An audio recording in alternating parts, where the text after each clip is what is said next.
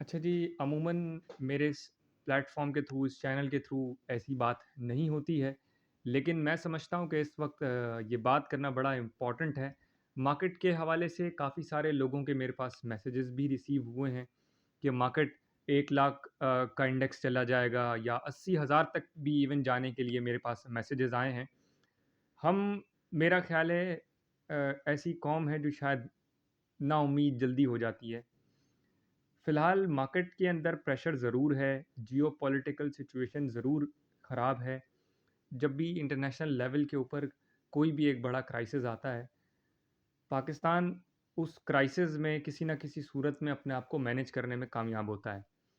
उसकी हालिया मिसाल 6 साल पहले हमने कोविड देखा था और कोविड के अंदर एक ऐसी चीज़ जो कि स्मार्ट लॉकडाउन के नाम पर मुतारिफ़ करवाई गई थी, जिसे पाकिस्तान एक बहुत अच्छे तरीके से देखा गया था और बड़ा एप्रिशिएट भी किया गया था पाकिस्तान को कि ये एक ऐसी चीज़ एक्सपेक्ट नहीं की जाती, लेकिन आती हमारे मुल्क से ही है वो चीज़।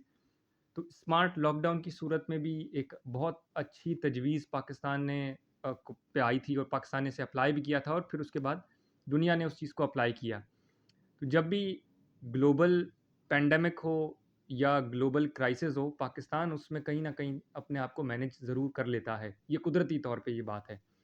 इस बहस में नहीं जाते हैं कि किसका क्या पॉलिटिकल पॉइंट ऑफ व्यू है या कौन-कौन सी पार्टी को सपोर्ट करता है, लेकिन पाकिस्तान अभी भी अगर हम देखें तो ग्लोबल क्राइसिस चल रहा है।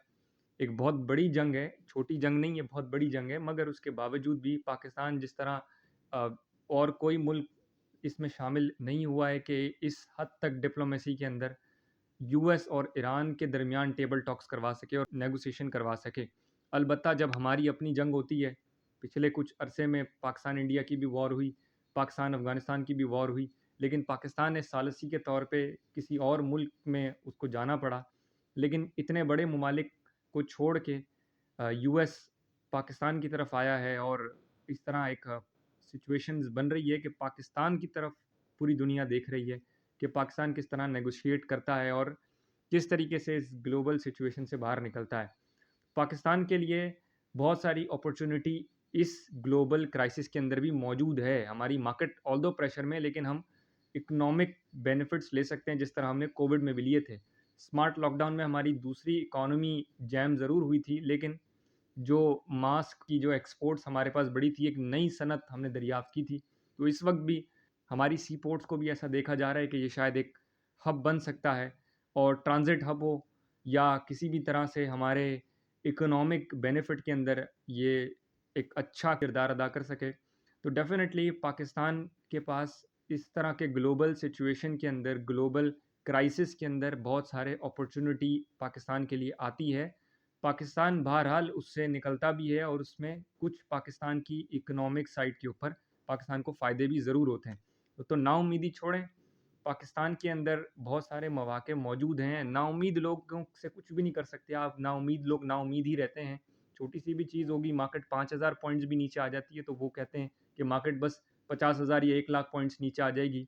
बड़े-बड़े क्राइसिस हों या छोटे-छोटे क्राइसिस हों, जब लोग एक सेंटिमेंट्स पॉज़िटिव होते हैं, तो बस कहते हैं कि ये मार्केट जो है वो 2-4 लाख ऊपर चली जाएगी और जब छोटे से एक गिरावट होती है, तो वो बस मार्केट को ऐसे देखते हैं कि बस कुछ बचा ही नहीं है पाकिस्तान में। ऐसा नहीं है, गिरावट, उतार-चढ़ाव मार्केट का, इकोनॉमी का पार्ट है। इकोनॉमी का एक पूरा साइकिल चलता है। इसी तरह से स्टॉक मार्केट का भी वो साइकिल उसको देखा जाता है।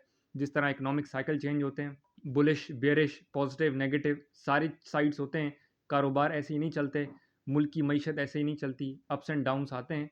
तो ये अप्स अप्स काफ़ी सारे लोगों ने देखे हैं इतने टाइम में, तो अब थोड़ा-सा डाउन भी देख लें, थोड़ा-सा नेगेटिव चीज़ें भी देख लें, थोड़ा-सा मार्केट के और स्टॉक्स के रीवैल्यूएशंस भी होता हुआ देख लें। कोई बुराई नहीं है, ये मार्केट का एक पार्ट है। नाउम्मीद लोगों से बचें और मस्बत सोच रखें, पॉज़िटिव सोच रखें और पॉज़िटिव सोच के साथ ही मार्केट के अंदर काम किया जा सकता है।